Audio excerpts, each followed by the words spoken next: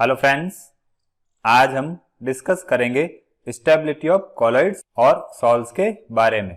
देखिए, अगर हम लायोफोबिक कॉलॉइड्स की बात करें तो इस केस में इनकी जो स्टेबिलिटी है वो कॉलॉइडल पार्टिकल्स पर प्रेजेंट इलेक्ट्रिकल चार्ज की वजह से होती हैं। और अगर हम लायोफिलिक कॉलॉइड्स की बात करें तो उनकी स्टेबिलिटी इलेक्ट्रिकल चार्ज और सॉल्वेशन दोनों पर डिपेंड करती हैं। अब इनको डिटेल में समझते हैं। पहले बात करते हैं लायोफोबिक सॉल्व की। तो देखिए, लायोफोबिक सॉल्व्स के जो कॉलॉइडल पार्टिकल्स होते हैं उन पर सेम चार्ज प्रेजेंट होता है। तो सेम चार्ज की वजह से जो कॉलॉइडल पार्टिकल्स हैं उनके बीच में रिपल्सिव फोर्स लगता है और इसी रिपल्सिव फोर्स की वजह से जो पार्टिकल्स हैं वो एक दूसरे के पास नहीं आ सकते और स्टेबल रहते हैं। और इसी रिपल्सिव फोर्स की वजह से उनका कोएगुलेशन भी नहीं होता है। अब ये जो रिपल्सिव फोर्स हैं वो सरफेस चार्ज के मैग्नीट्यूड और इलेक्ट्रिकल डबल लेयर की थिकनेस पर डिपेंड करते हैं। अगर कॉलॉइडल पार्टिकल्स का सरफेस चार्ज इंक्रीज होता है तो रिपल्सिव फोर्स भी इंक्रीज होते हैं, और अगर इलेक्ट्रिकल डबल लेयर की थिकनेस बढ़ती है तो उस केस में वहां पर चार्ज कम हो जाता है, तो रिपल्सिव फोर्स भी कम हो जाते हैं। अब इन दोनों फैक्टर्स की बात करें तो ये जीटा पोटेंशियल की वैल्यू को भी डिटरमाइन करते हैं, और जीटा पोटेंशियल कॉलॉइडल सिस्टम की स्टेबिलिटी को गवर्न करता है। मींस हम जीटा पोटेंशियल के बेसिस पर कॉलॉइडल सिस्टम की स्टेबिलिटी को डिटरमाइन करते हैं। अब कॉलॉइडल पार्टिकल्स अपने ऑपोजिट चार्ज के आयंस को जितना ज्यादा एब्जॉर्ब करता है तो उस केस में जीटा पोटेंशियल की वैल्यू डिक्रीज होती है, और अगर जीटा पोटेंशियल की वैल्यू स्मॉल होती है तो उस केस में जो रिजल्टेंट पोटेंशियल एनर्जी है उसकी वैल्यू नेगेटिव हो जाती है। मींस जीटा पोटेंशियल की वैल्यू नेगेटिव होने पर रिपल्सिव फोर्सेस कम हो जाते हैं, और उस केस में जो van der Waals attraction force हैं वो इलेक्ट्रोस्टैटिक रिपल्सन के कंपैरिजन में ज्यादा हो जाते हैं। तो इस तरह से अट्रैक्शन जब बढ़ता है तो सारे पार्टिकल्स कंबाइन हो जाते हैं और सॉल्व का कोएगुलेशन हो जाता है। अब देखिए, अगर जीटा पोटेंशियल की वैल्यू हाई होती है तो उस केस में रिपल्सिव फोर्स ज्यादा लगते हैं और सॉल्व का कोएगुलेशन नहीं हो पाता है। अब लायोफिलिक सॉल्व्स की बात करें तो इनकी स्टेबिलिटी में सॉल्वेशन का एक इम्पोर्टेंट रोल होता है।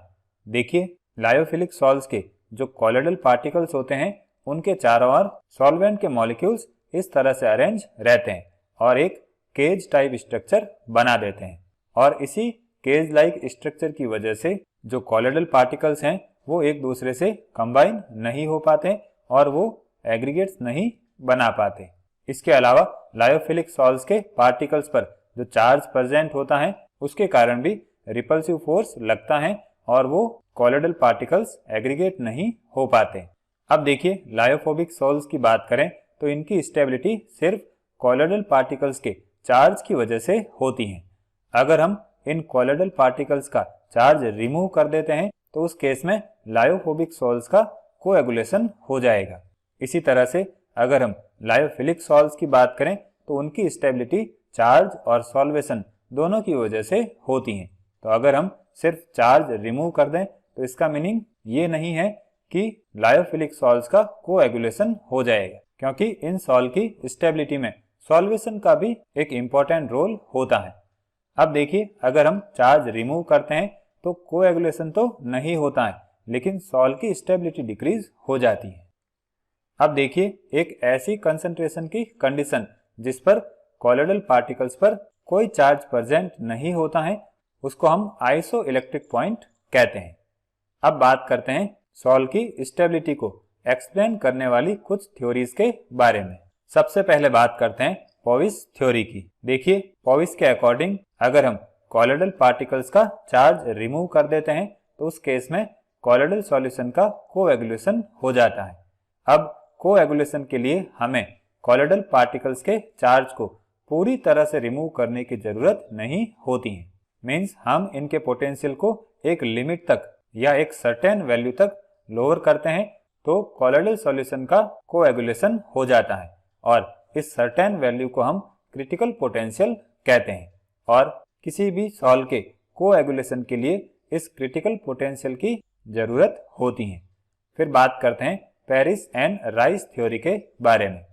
देखिए, ये दोनों सॉल्ट्स की स्टेबिलिटी को थर्मोडायनेमिक्स की टर्म्स में एक्सप्लेन करते हैं और इनके अकॉर्डिंग जो सॉल्ट्स की स्टेबिलिटी हैं वो डबल लेयर की नेगेटिव फ्री सरफेस एनर्जी की वजह से होती हैं। फिर बात करते हैं सॉल्वेशन थ्योरी की। देखिए, क्रूड के अकॉर्डिंग जो सॉल्ट्स की स्टेबिलिटी होती हैं वो कॉलॉइड्स के सॉल्वेशन से रिलेटेड होती हैं। देखिए, सारे लायोफिलिक सॉल्ट्स की बात करें तो उनके जो कॉलॉइडल पार्टिकल्स होते हैं उन पर सॉल्वेंट की एक थिन लेयर होती है जो कि सॉल्ट को कोएगुलेट करने से प्रिवेंट करती है। फिर बात करते हैं गैमेंट लेविस थ्योरी की। तो इनके अकॉर्डिंग जो सॉल्ट्स की स्टेबिलिटी होती है वो सॉल्ट्स के चार्ज और सरफेस टेंशन की वजह से होती है। फिर बात करते हैं सॉल्ट्स की थर्मोडायनेमिक स्टेबिलिटी के बारे में। देखिए, अगर हम लायोफिलिक सॉल्ट्स की बात करें तो इस केस में डिस्पर्स्ड फेज और डिस्पर्सन मीडियम के बीच में ग्रेट अफिनिटी होती है।